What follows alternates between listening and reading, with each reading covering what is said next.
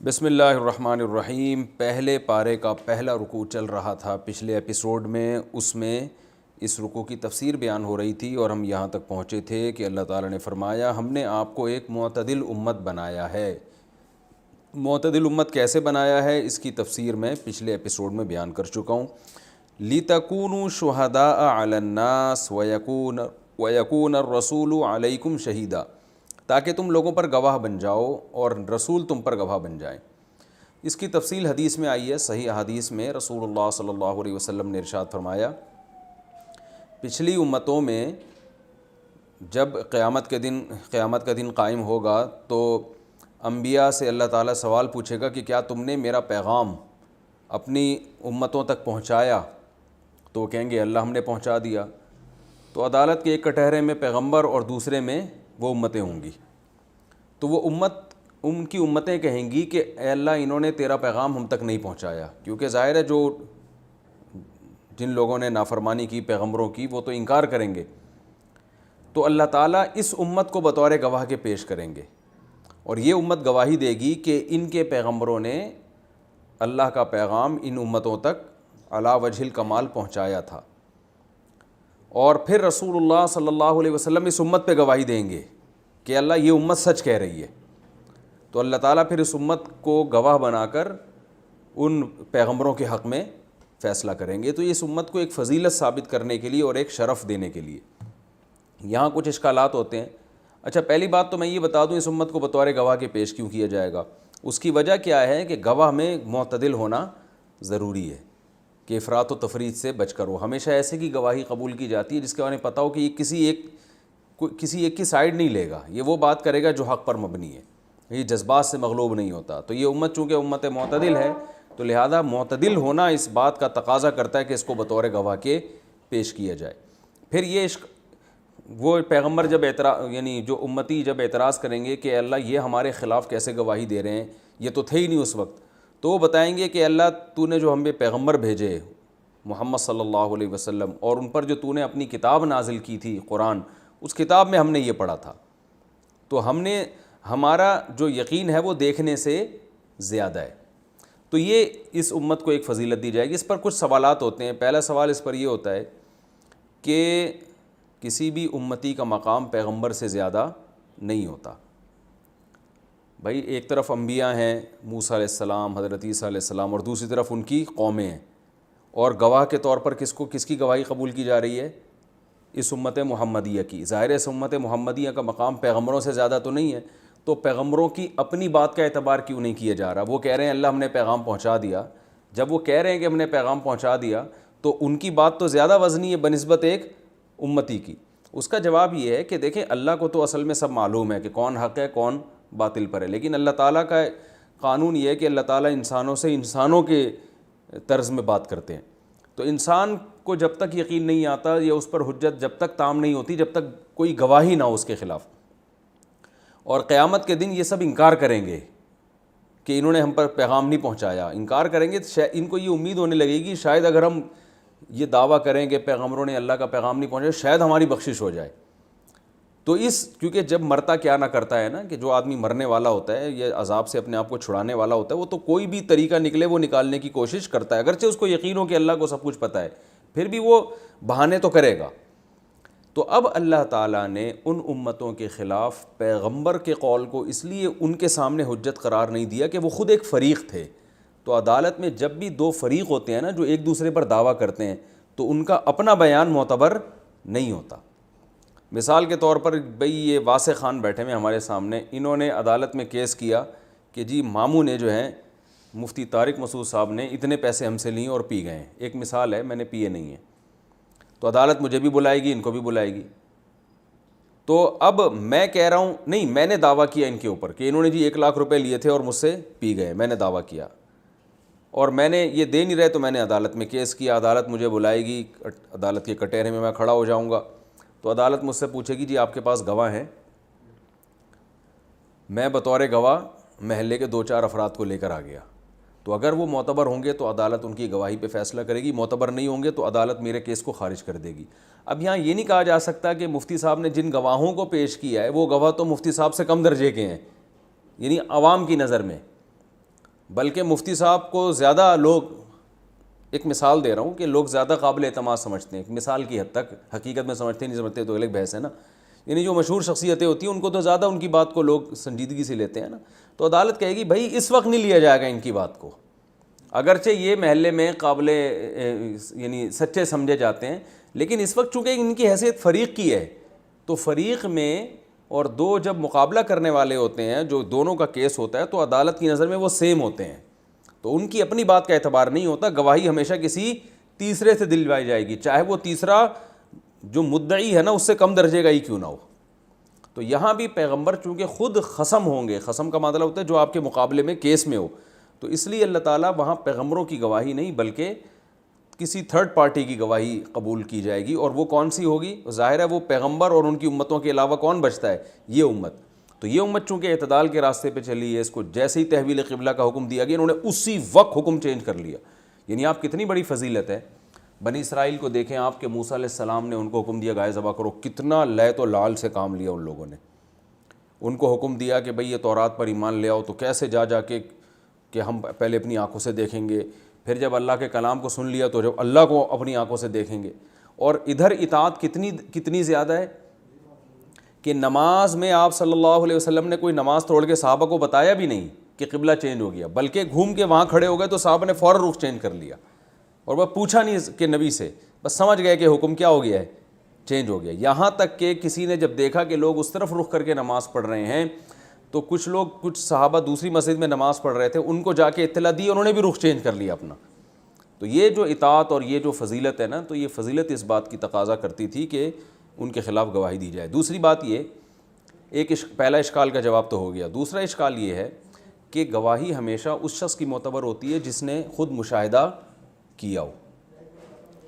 تو سوال پیدا ہوتا ہے، یہ امت تو اس زمانے میں تھی نہیں، تو یاد رکھیں گواہی مشاہدہ کرنے والے کی اس لیے قبول ہوتی ہے کہ اس کے پاس علم یقینی ہوتا ہے۔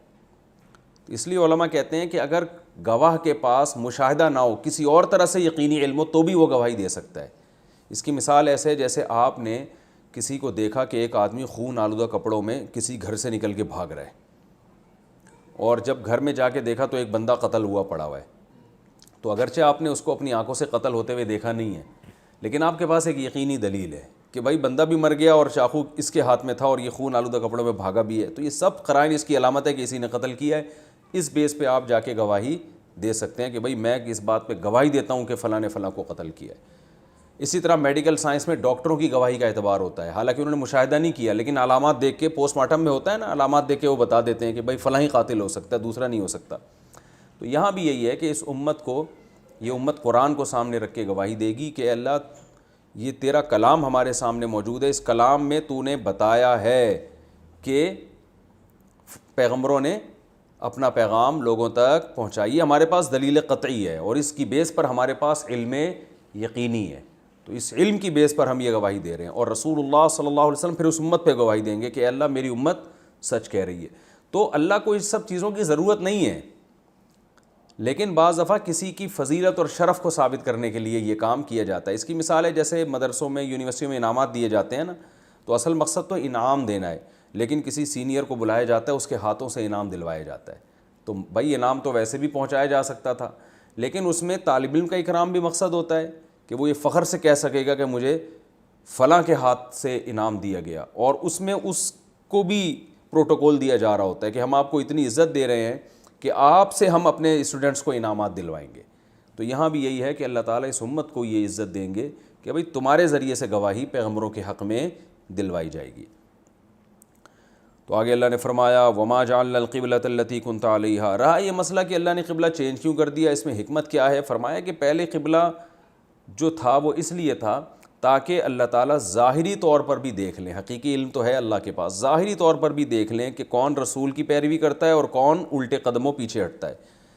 تو اگر شروع سے ہی کعبہ قبلہ رہتا تو یہ حکمت حاصل نہیں ہوتی، یہ کیا پتہ چلتا کہ کون کس کو آم کھانے سے مطلب ہے، کس کو پیڑ گننے سے؟ تو اصل میں تو ہے نبی کو کون فالو کرتا ہے، تو نبی کو فالو کرنے کا جو جذبہ ہے وہ اسی سے حاصل ہو سکتا تھا کہ پہلے کچھ اور حکم دیا جائے، اس کے بعد حکم چینج کر دیا جائے، تو یہ حکمت تھی اس میں۔ اور اللہ نے فرمایا اور یہ حکم بڑا مشکل ہے اس کو فالو کرنا مگر انہی لوگوں پر جن کو اللہ ہدایت دے دے. تو اللہ کے قبضے میں ہے دل، اور جو ہدایت کے قابل لوگ نہیں ہیں ان کی سمجھ میں یہ حکم نہیں آئے گا. وما کان اللہ لیضیع ایمانکم، اللہ تمہارے ایمان کو ضائع کرنے والا نہیں ہے. یہ بات صحابہ کو اشکال ہوا تھا کہ اللہ ہم جو پہلے تو ہم بیت المقدس کی طرف رخ کر کے نماز پڑھتے رہے، اور تیرے علم میں یہ تھا کہ اصل قبلہ کیا ہے؟ کعبہ ہے. تو یہودیوں نے بھی ان کا مذاق اڑایا، تمہاری پرانی نمازیں تو ضائع ہو گئیں، اصل تو یہ ہے. تو اللہ نے فرمایا اللہ تمہارے ایمان کو ضائع کرنے والا نہیں. یہاں ایمان سے مراد عمل ہے، یعنی عمل جو ایمان پر مرتب ہوتا ہے، کیونکہ عمل ایمان پر ہی مرتب ہوتا ہے نا، تو مجازن عمل کو ایمان سے تعبیر کیا گیا. اس کی مثال ایسے جیسے کوئی بدعملی کر رہا ہو تو ہم کہتے ہیں تو بالکل ہی بے ایمان ہے، تیرے میں تو ایمان ہے ہی نہیں. کیا مطلب؟ جب ایمان کا کوئی نتیجہ ہی نہیں نکل رہا، کوئی عمل ہی اس پہ مرتب ہی نہیں ہو رہا ہے، تو اس کا مطلب تیرے اندر ایمان ہی نہیں ہے. تو ایمان کہہ کے عمل مراد لیا جاتا ہے. تو اللہ تعالیٰ تمہارے عمل کو ضائع کرنے والا نہیں ہے. وہ بیت المقدس والی نمازیں بھی تمہاری قبول ہو گئیں کیونکہ اللہ لوگوں کے ساتھ رؤوف الرحیم ہے.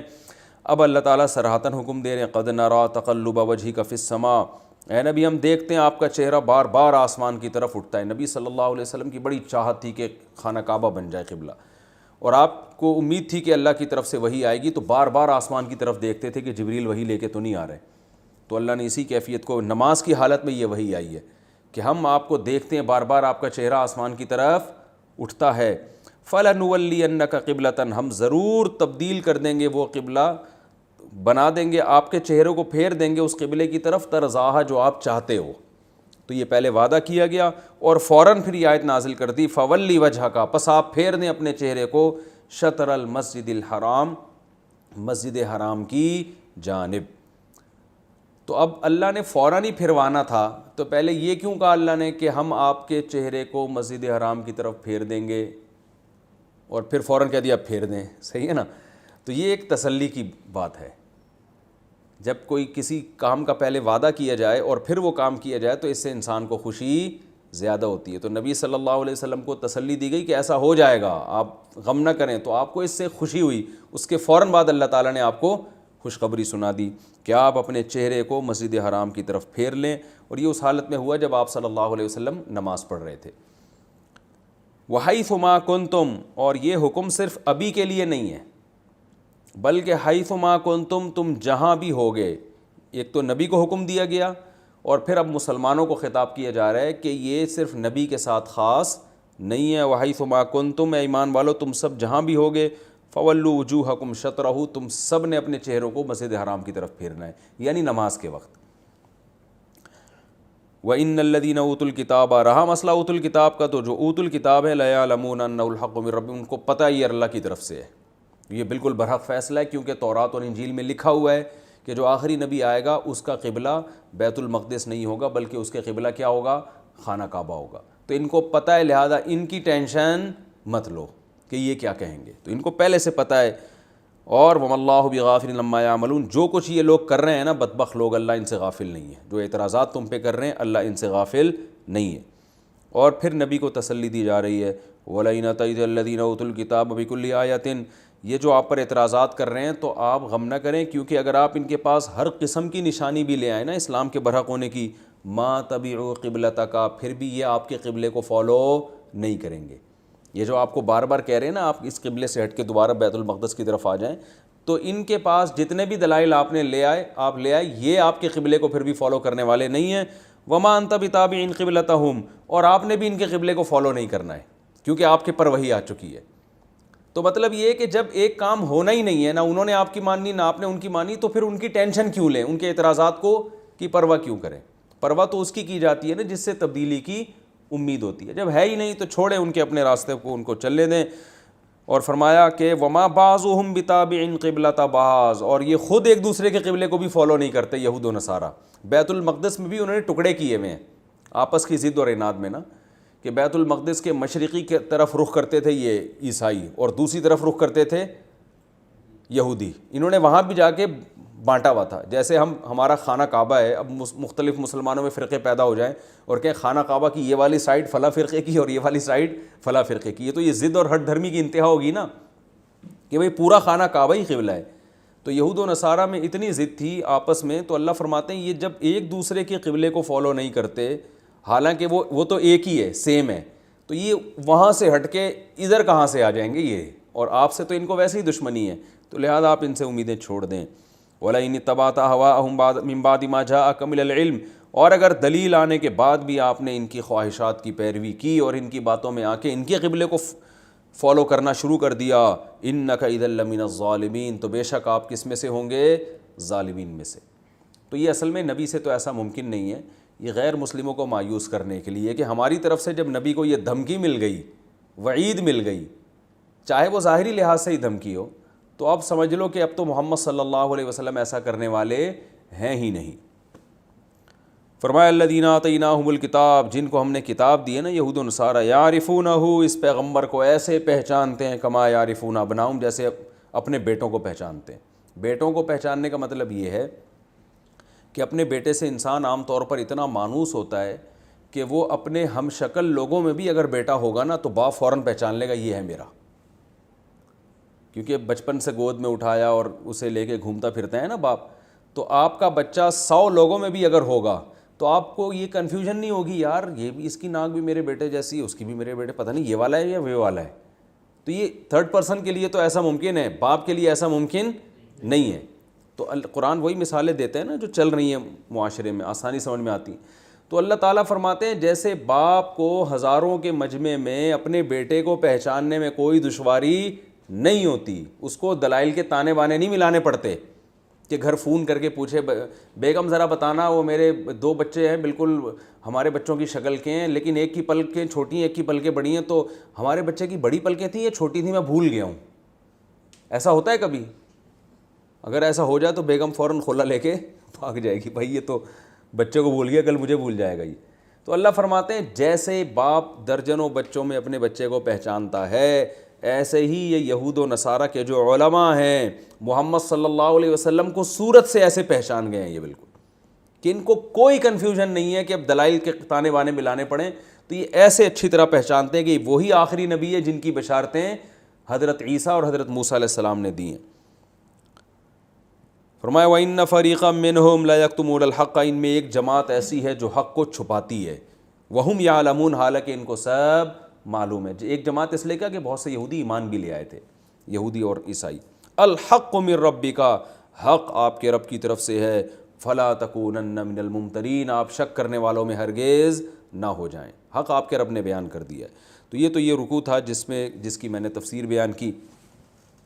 اچھا یہاں پر قرآن مجید میں ایک بات یاد رکھیں، بعض آیتیں بعد میں نازل ہوئی ہیں لیکن نبی صلی اللہ علیہ وسلم نے ان کو پہلے رکھوایا ہے، اور بعض پہلے نازل ہوئی ہیں لیکن نبی صلی اللہ علیہ وسلم نے ان کو بعد میں رکھوایا، یہ قرآن میں ہوتا ہے۔ اب قبلے کی تحویل کا حکم تو ہو چکا تھا، لیکن جو آیتیں ہیں نا کہ ہم آپ کے چہرے کو دیکھتے ہیں بار بار آسمان کی طرف اٹھتا ہے، تو یہ آیتیں نبی صلی اللہ علیہ وسلم پہ پہلے نازل ہوئی ہیں لیکن آپ نے اس کو بعد میں رکھوایا۔ یہ کیسے پتہ چلا؟ پہلے یہ قرآن کی ترتیب سے پتہ چل رہا ہے کہ یہ آیتیں پہلے نازل ہوئی ہیں۔ اب اس میں حکمت کیا ہے کہ جو آیت پہلے نازل ہوئی بعد میں اس کو رکھوایا جا رہا ہے، بعد میں جو بعد میں نازل ہوئی اس کو پہلے، بعض آیتوں میں، سب میں نہیں۔ اس میں حکمت ہے کہ قرآن چونکہ اس ترتیب سے نہیں لکھا جا رہا جس ترتیب سے نازل ہوا ہے، کیونکہ نازل ہوتے ہوئے جو ترتیب تھی وہ اس وقت اللہ کی حکمت نے تقاضا کیا کہ نازل اس ترتیب سے ہو، لیکن جب کتابی شکل میں آئے، صورت کی شکل میں آئے، تو اللہ تعالیٰ کی حکمت نے تقاضا کیا کہ اس کی ترتیب کیا ہونی چاہیے؟ چینج۔ کیونکہ بلاغت کے جو اصول ہیں نا، بلاغت، تو کوئی بھی چیز ماحول کے لحاظ سے اور جب اس کو ریٹن فارم میں لایا جاتا ہے تو اس کی ترتیب چینج ہو سکتی ہے بلاغت کے اصول کے مطابق۔ تو اللہ تعالیٰ نے جو قرآن میں جو بلاغت رکھی ہے نا، اس بلاغت کا یہ تقاضا تھا کہ بعض آیتیں پہلے نازل ہوئی لیکن لکھی جائیں گی وہ بعد میں، تاکہ جب کوئی پڑھے گا نا اس تحریر کو اور تلاوت کرے گا تو اس وقت اس کا اثر پھر اور انداز سے ہوگا۔ اگر قرآن جس ترتیب سے نازل ہوا نا اسی ترتیب سے لکھا جاتا تو اتنا مؤثر نہ ہوتا جتنا اب ہے۔ تو ان کے لیے وہی مؤثر ترتیب تھی صحابہ کے لیے، لیکن ہمارے لیے کون سی ترتیب ہے؟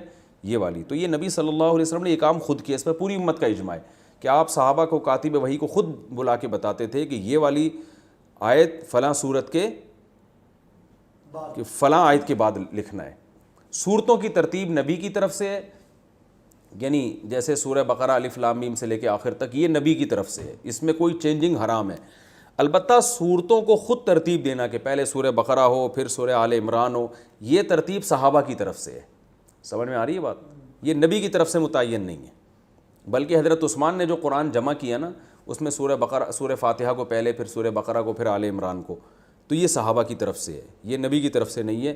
حضرت عثمان کے قرآن جمع کرنے سے پہلے جو ترتیب تھی کوئی نہیں تھی، وہ ہر ایک نے اپنی طرح سے لکھا ہوا تھا قرآن جو ہے، تو حضرت عثمان نے اس ترتیب سے لکھا کہ پہلے یہ والی صورت، یعنی صورت کے اندر جو آیتوں کی ترتیب ہے وہ نبی کی بیان کردہ ہے، اور خود صورت کون سی صورت پہلے کون سی صورت بعد میں، یہ حضرت عثمان کے دور میں انہوں نے جو جمع کیا پھر سب کا اس پر اجماع ہو گیا۔ اور جو پاروں کی ترتیب ہے یہ کسی کی طرف سے بھی نہیں ہے، سمجھ رہے ہیں؟ یعنی پہلا پارہ دوسرا پارہ یہ بہت بعد میں یہ مرتب کیا گیا ہے۔ یہ تو تھا کہ حضرت عثمان نے بقرہ پہلے لکھی، آل عمران، لیکن پہلا پارہ دوسرا پارہ تو یہ بعد میں قاری حضرات نے ایسا کیا کہ بھئی قرآن کو 30 برابر حصوں میں ڈیوائیڈ کیا جائے تاکہ کوئی 30 دن میں قرآن ختم کرنا چاہے تو آسان ہو۔ تو یہ ترتیب تو بعد میں قاریوں نے وضع کی ہے، رکوع میں بھی ایسے ہی بعد میں قاریوں نے غور و فکر کر کے کچھ قاریوں نے کیا، لیکن چونکہ اس میں کوئی شریعت کی مخالفت نہیں ہو رہی ہے اور لوگوں کو اس میں آسانی ہے تو اس لیے علماء نے اس کو باقی رہنے دیا۔ سمجھ رہے ہیں؟ تو یہ جو پارے ہیں نا ان میں کوئی ربط نہیں ہوتا آپس میں، یہ محض اس لیے کہ 30 دن میں کوئی قرآن ختم کرنا چاہے تو کر سکے، اور یہ پورے برابر بھی نہیں ہے، کچھ پارے کو تھوڑے سے زیادہ لمبے کچھ تھوڑے چھوٹے، لیکن زیادہ فرق نہیں ہے ان میں۔ اچھا، تو اللہ تعالیٰ فرماتے ہیں، ہاں تو اب میں بتا رہا تھا کہ اس میں اسباق کیا ملتے ہیں۔ جو اہم ترین اس آیت کا جو موضوع ہے وہ یہ ہے کہ مسلمان کو اصل میں یہ دیکھنا ہے کہ کس وقت اللہ اس کے رسول کا کیا حکم ہے، چاہے وہ حکم بالکل دوسرے حکم کے اپوزٹ ہی کیوں نہ ہو۔ لوگ حکمتوں میں پڑ جاتے ہیں نا، میں نے اس کی ایک مثال دی تھی کہ آپ اگر جنگل میں آپ کو قبلے کا پتہ ہی نہیں ہے تو فقہاء نے بیان کیا کہ آپ جب نماز پڑھیں گے تو جیسے جیسے رائے تبدیل ہوگی آپ کا قبلہ بھی کیا ہو جائے گا، تبدیل، تو سب طرف چاروں طرف رخ کر کے نماز پڑھیں گے پھر بھی ہو جائے گی۔ تو یہ بھی ہمیں بہت اہم بات، اس سے یہ بھی پتہ چلتا ہے کہ مجتہدین کے درمیان جو اختلافات ہیں، بعض دفعہ فرض اور حلال و حرام کے بھی اختلافات ہیں، اس میں ہم یہی کہتے ہیں کہ سب کی جس کو بھی فالو کرو گے ٹھیک ہے۔ اب اس پہ بعض لوگ اعتراض کرتے ہیں، یار امام ابو حنیفہ کے نزدیک امام کے پیچھے سورہ فاتحہ پڑھنا ناجائز ہے اور امام شافعی کے نزدیک سورہ فاتحہ پڑھنا واجب ہے، تو کوئی امام شافعی کو فالو کرے تو بھی ٹھیک ہے، امام حنیفہ کو فالو کرے تو بھی ٹھیک ہے، حالانکہ دو اپوزٹ حکم ہیں۔ تو ہم کہتے ہیں اصل چیز جس کو فوکس کرنا ہے وہ اللہ اس کے رسول کی اطاعت ہے۔ تو اگر ان کو اللہ اس کے رسول نے جو دلائل دیے ان سے یہ سمجھ میں آ رہا ہے کہ پڑھنی چاہیے تو ان کا مقصد بھی اللہ رسول کی اطاعت، اور امام حنیفہ کو یہ سمجھ میں آ رہا ہے کہ نہیں پڑھنی چاہیے، ان کا مقصد بھی اللہ رسول کی اطاعت۔ تو جب اصل مقصد کو فوکس کر رہے ہیں تو بالکل دو اپوزٹ حکم بھی ہوں گے، نماز ادا ہو جائے گی۔ اور یہ بات بیت المقدس اور کعبہ پہ تو بطریق اولا صادق آتی ہے، اس لیے کہ یعنی مدینہ میں جو ہے نا جو کعبہ کا رخ تھا نا وہ بالکل اپوزٹ تھا کس کے؟ بیت المقدس کے، تو اس میں تو رخ کو مکمل گھما دیا گیا ہے۔ تو اللہ فرماتے ہیں بالکل اپوزٹ گھومنے سے بھی نماز ہو جائے گی۔ ابھی آپ یہ نہیں کہیں گے یار وہ بالکل پہلے ادھر منہ کر کے پڑھ رہے تھے اب بالکل ادھر منہ کر کے پڑھ رہے ہیں، بالکل اپوزٹ سائڈ ہو رہی ہے۔ تو بھائی مقصد یہ تھا کہ پہلے ادھر ہو اس لیے ہو رہی تھی کہ وہ بھی اللہ کا حکم تھا، اب کیا ہے تو یہ بھی اللہ کا حکم۔ تو پہلا اہم ترین سبق ہمیں یہ ملتا ہے کہ اصل جو اسلام چاہتا ہے وہ کیا چاہتا ہے کہ آپ نے اللہ کی عبادت کرنی ہے، غلامی اللہ کی ہوگی۔ تو غلامی کا انداز مختلف لوگوں کا مختلف طرح سے ہو سکتا ہے، ان کو اس طرح سے سمجھ میں آئی وہ اس طرح سے کریں گے، دوسرے کو دوسری طرح سے سمجھ میں آئی۔ تو رسول کی اطاعت اصل میں اللہ کی غلامی کی وجہ سے کی جاتی ہے۔ دوسری اہم بات اعتدال، اللہ نے اس امت کی تعریف کیا کی کہ یہ امت کیا ہے؟ معتدل۔ تو پتہ چلا کہ اعتدال ایک بہت اہم صفت ہے جو اللہ چاہتے ہیں کہ لوگوں میں پیدا ہو۔ تو ہمیں اپنی طبیعتوں میں اور ہر چیز میں اعتدال کی ضرورت ہے۔ اللہ کے حقوق، مخلوق کے حقوق، بیوی بچوں کے حقوق، والدین کے حقوق، کمانے میں اعتدال، یہ نہیں کہ گدھے بن کے سارا دن کماتے ہی نہ بیٹھ کے آرام کا ٹائم نہ ملے۔ صحت کا خیال بھی کرنا ہے ہم نے، پھر ایسا نہ ہو صحت کا خیال کہ سارا دن جم میں ہی گزر جاتا ہے، کمانے کی طرف توجہ ہی نہیں ہے۔ پڑھائی کی طرف گئے تو ایسا ہے کہ بال سر کے گر گئے سارے پڑھ کے، اور آوارہ گردی کی طرف گئے تو ایک کتاب پڑھنے کے لیے تیار نہیں ہے۔ تو ہر چیز میں بیلنس، اور آج کل یہ مارکیٹ میں بیلنس کیا چل رہا ہے؟ شارٹ چل رہا ہے۔ تو ہر چیز میں اعتدال ہونا چاہیے، محنت میں بھی اعتدال، حقوق میں بھی اعتدال اور دوستی یاری میں بھی اعتدال. تو یہ اعتدال ایک مقصود چیز ہے. یہ بھی اس یعنی رکوع میں ہمیں ایک اہم سبق ملتا ہے. تیسرا اہم سبق ہمیں کیا ملتا ہے کہ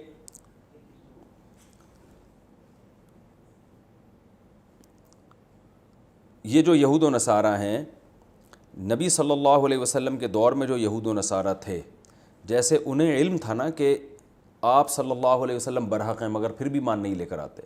اس میں اشارہ ہے کہ آج بھی جو یہود و نصارہ ہیں نا، کیونکہ قرآن میں ایک جگہ اللہ کا ارشاد ہے سنوریہم آیاتنا فی الآفاق، ہم مزید نشانیاں ان کو اسلام کے برحق ہونے کی دکھائیں گے.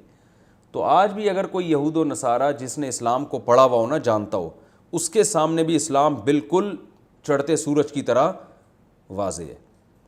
تو اس میں ہمیں یہ سبق ملتا ہے کہ اہل حق کو اہل باطل کی مخالفت سے گھبرانا نہیں چاہیے اور احساس کمتری کا شکار نہیں ہونا چاہیے کہ یار اتنے لوگ چونکہ ہمیں مان نہیں رہے، اس کا مطلب شاید ہم غلط ہیں.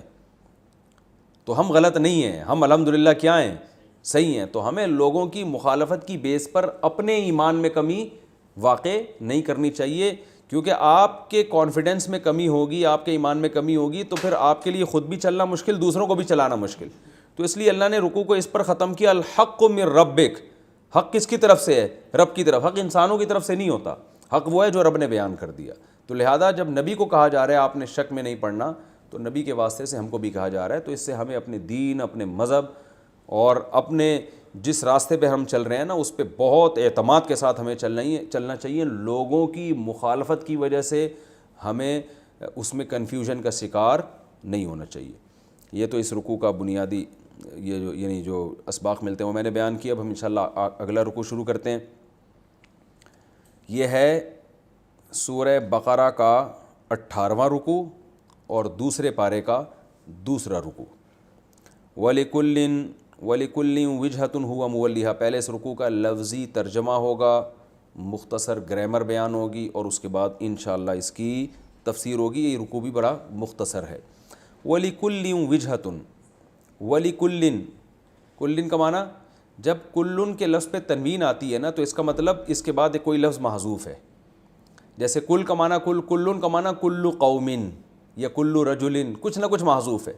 تو قرآن میں آ رہا ہے وَلِكُلٍّ یعنی وَلِكُلِّ قَوْمٍ، ہر قوم کے لیے وجہتن ایک جہت ہے. جہت کو وجہتن بھی کہتے ہیں، ایک سمت ہے. ہوا وہ قوم مولیہا اس کی طرف رخ کرنے والی ہوتی ہے. ولا یا یولیو کا معنی پھیرنا بھی اور کسی طرف رخ کرنا بھی ہوتا ہے. مولیون تھا اصل میں مسبحون کی طرح، سبح یسبح کا اس میں فاعل آتا ہے مسبحون، تو مسبحون سے مولیون، تو مولیون کا مولون پڑھا جاتا ہے، مولینا بھی. اور جب ہا آگے آ گیا تو نون کو غائب کر دیا، مولیہا، مولینا تھا اصل میں.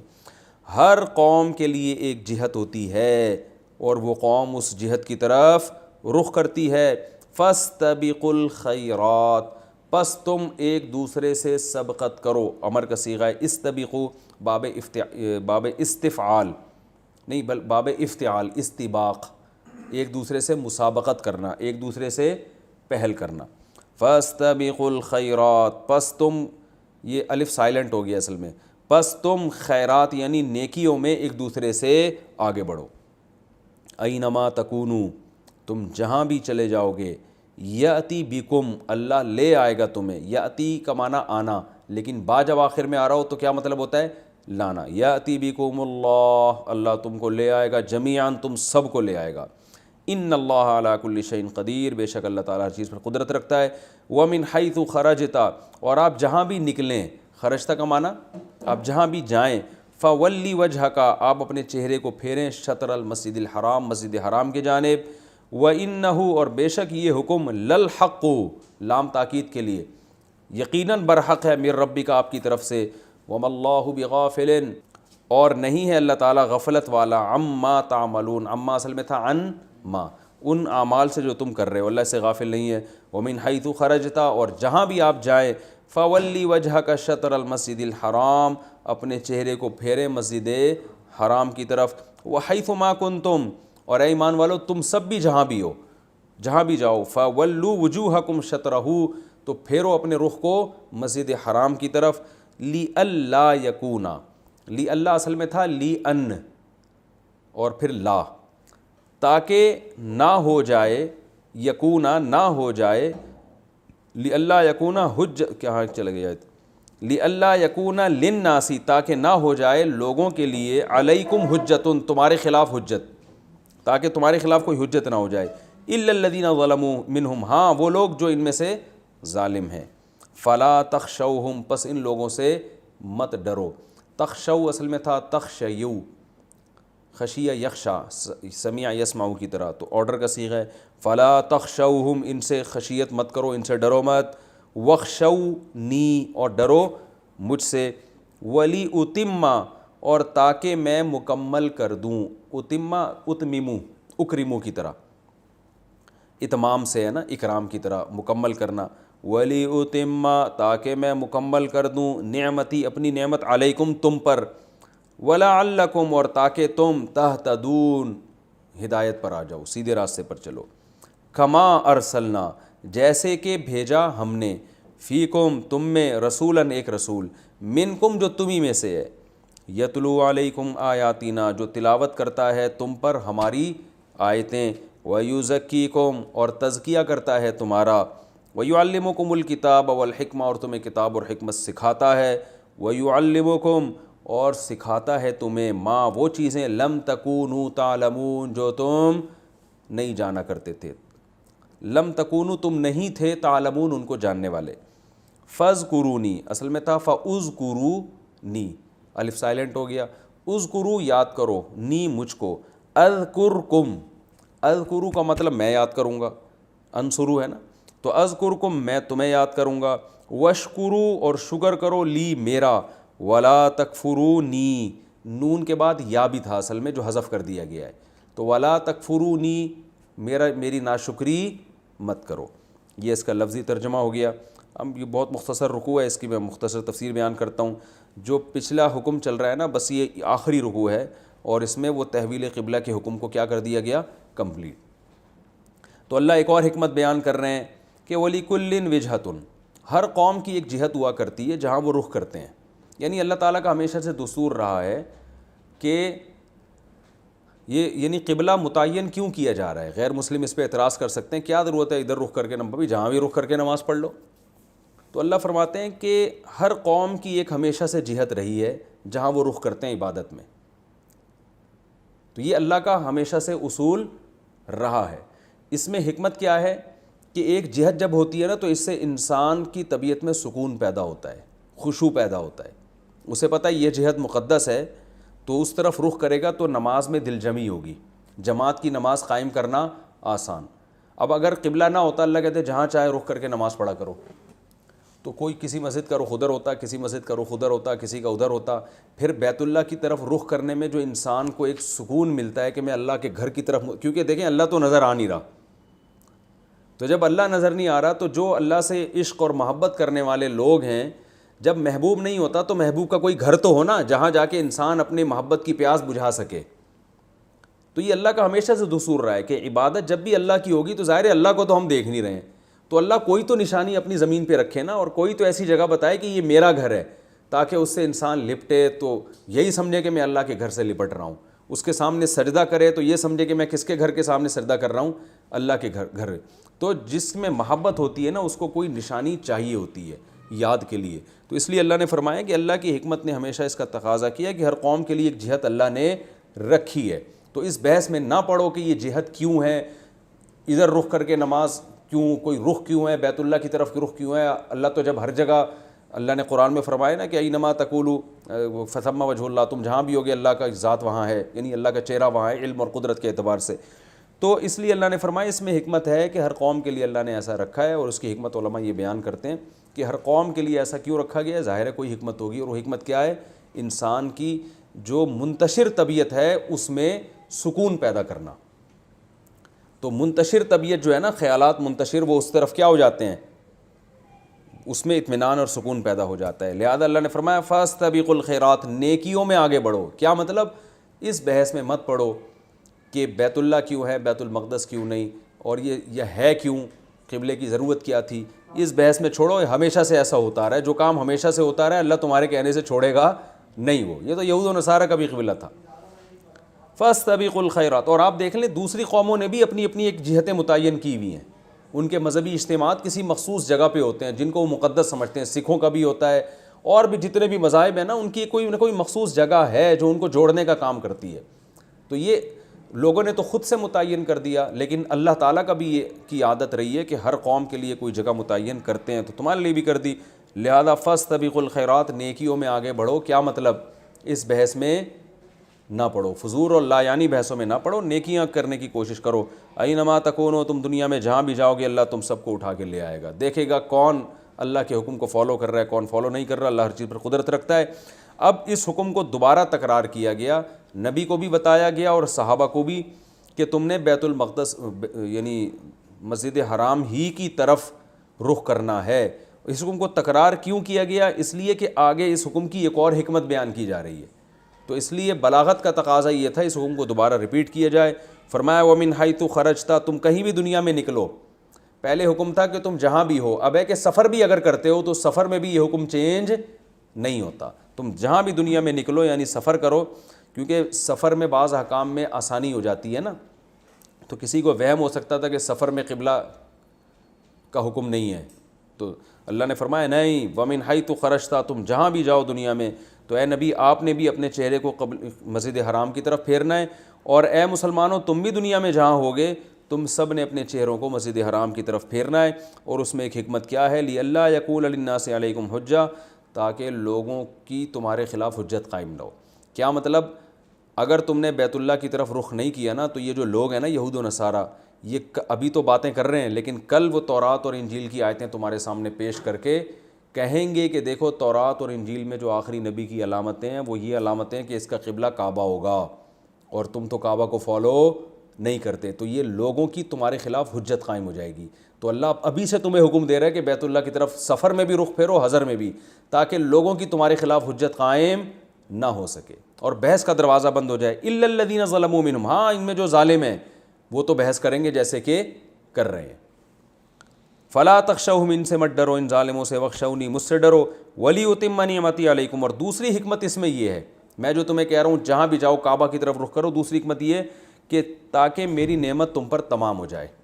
کیا مطلب؟ اللہ نے ایک نعمت تو تم پر وہ کی جو آگے آ رہی ہے، لیکن ایک نعمت یہ کہ جب تم محمد صلی اللہ علیہ وسلم پر ایمان رکھتے ہو تو تمہاری اپنی بھی چاہت یہی ہوگی، اور روحانی نعمتیں اور جسمانی نعمتیں تمہیں اسی صورت میں مل سکتی ہیں کہ تمہارا جو اسلام کا مرکز ہے وہ مکہ بن جائے۔ تو یہ بھی جو اللہ نے اسلام کی نعمت تم پر کی ہے نا، وہ نعمت مکمل جب ہی ہوگی جب قبلہ کس کو بنایا جائے؟ کعبہ کو۔ تو اللہ چاہتے ہیں یہ بھی ایک حکمت ہے، وَلِيُتِمَّ نِعْمَتِي عَلَيْكُمْ، کہ میری نعمت تم پر تمام ہو جائے، وَلَعَلَّكُمْ تَهْتَدُونَ، اور شاید تم ہدایت حاصل کر لو، تم خوش ہو جاؤ اس سے کہ اللہ تو نے ہم پر احسان کیا اور تم مزید سیدھے راستے پر چلو۔ اور اللہ نے فرمایا یہ نعمت ایسے ہی ہے جیسے خانہ کعبہ کی نعمت ہے نا کہ اب وہ قبلہ بنایا جا رہا ہے، تو بالکل ایسے ہی ہے جیسے میں نے تم میں ایک رسول بھیجا جو تم پر اب میری آیات تلاوت کر کے سناتا ہے اور تمہارا تزکیہ کرتا ہے اور تمہیں کتاب و حکمت سکھاتا ہے۔ تو جیسے یہ ایک بہت بڑی نعمت ہے کہ ابراہیم علیہ السلام نے تمہارے حق میں دعا کی تھی کہ اللہ ایک پیغمبر بھیج، جو 2-3 رکوع پہلے یہ مضمون گزرا ہے نا کہ ابراہیم علیہ السلام نے دعا کی تھی اللہ ایسا پیغمبر بھیج جو ان پر آیات تلاوت کر اور تزکیہ کرے۔ تو ابراہیم علیہ السلام یہ بھی چاہتے تھے کہ خانہ کعبہ کیا بنے؟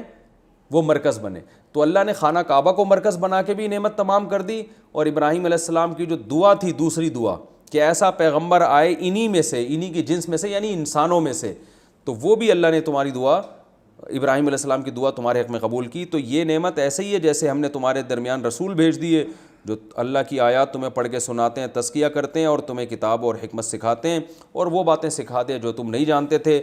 فَاذْكُرُونِی، پس تم مجھے یاد کرو، ان کی باتوں میں مت آؤ، اذکرکم، میں بھی تمہیں یاد کروں گا، اور میرا شکر ادا کرو، میری ناشکری مت کرو۔ یہ اہل ایمان سے کہا جا رہا ہے کہ اللہ نے تم پر بڑے بڑے انعامات دیے ہیں۔ وہ کیا ہے کہ تمہیں اللہ تعالیٰ نے خانہ کعبہ کو مرکز بنا دیا اور ایسے پیغمبر کو بھیج دیا جو یہ سب کام تمہارے حق میں کر رہے ہیں۔ اچھا، یہ تو رکوع مکمل ہو گیا۔ اب میں چاہتا ہوں کہ یہ رکوع ہر لحاظ سے مکمل ہو جائے، ایپیسوڈ کا وقت اگرچہ پورا ہو چکا ہے، تو اس میں ہمیں اسباق کیا ملتے ہیں مختصر رکوع ہے تو میں جلدی بتا دیتا ہوں. پہلا سبق ہمیں یہ ملتا ہے کہ عبادات میں جو ہے نا خشوع اور توجہ ایک طرف رکھنا یہ مقصود ہے. اللہ تعالیٰ چاہتے ہیں عبادت دل جمی کے ساتھ ہو, اسی وجہ سے اللہ نے ایک رخ متعین کر دیا ہمارے لیے. تو اس سے ہمیں پتہ چلتا ہے بھائی عبادت میں دل جمی مقصود ہے. دوسرا ایک بہت اہم پوائنٹ یہ پتہ چلتا ہے کہ آج آپ نے دیکھا ہوگا لوگ ٹرینوں میں جب سفر کرتے ہیں تو جس کا منہ جدھر ہوتا ہے ادھر منہ کر کے نماز پڑھ رہا ہوتا ہے. تو نفل نماز میں تو اس کی اجازت ہے کہ سواری کا رخ جدھر کو ہے آپ ادھر ہی رخ کر کے نماز پڑھیں, لیکن فرض نماز میں آپ کو رخ قبلے کی طرف بہر صورت کرنا پڑے گا, چاہے آپ جہاز میں ہوں یا ٹرین میں ہوں, جب تک ممکن ہے آپ کے لیے. ممکن ہی نہ ہو تو ایک الگ بات ہے. تو اس آیت سے پتہ چلتا ہے کہ آپ نے اگر سفر بھی کرنا ہے نا, وہ من حیث خرجت, مکہ سے آپ نکل بھی جائیں گے, مدینہ سے نکل بھی جائیں گے, تو آپ نے اپنے چہرے کو مسجد حرام کی طرف. تو آیت منصوص ہے, صاف پتہ چل رہا ہے کہ سفر میں قبلے کی طرف رخ کرنے کا حکم اسی طرح ہے جیسے حضر میں. اور آپ دیکھ لو ٹرینوں میں کیا ہو رہا ہوتا ہے. اور اس سے ہمیں بیت اللہ کی فضیلت ثابت ہوتی ہے کہ اللہ نے ہم پر, عالم اسلام پر بہت بڑا احسان کیا کہ مسجد اقصیٰ کی قبلے ہونے کو منسوخ کر دیا. اگر وہ نہ منسوخ ہوتا آج لوگ کہاں جمع ہوتے؟ بیت المقدس میں, رخ ادھر کرتے. تو اس کا نقصان یہ ہوتا کہ زیادہ عقیدت بیت المقدس سے ہوتی اور حج کہاں ہوتا؟ خانہ کعبہ میں. تو اللہ نے ساری فکریں ہماری سمیٹ کے کہاں کر دیں؟ خانہ کعبہ کی طرف, کہ بھائی یہی وہ رخ ہے جس کی طرف تم نماز پڑھو گے, یہی تمہارا حج ہوگا. تو اس سے ہمیں عبادت میں دل جمی نصیب ہوتی ہے. باقی بیت المقدس کی فضیلت اپنی جگہ برقرار ہے, اور حدیث میں آتا ہے کہ بیت المقدس میں ایک نماز کا ثواب 50,000 نمازوں کے برابر, اور مسجد حرام میں 1,00,000 نمازوں کے برابر. تو فضیلت اپنی جگہ ہے بیت المقدس کی, لیکن بڑی تمام فضیلتیں خانہ کعبہ کو دے دی گئیں. اللہ تعالیٰ سمجھنے کی عمل کی توفیق عطا فرمائے. وما علینا الا البلاغ.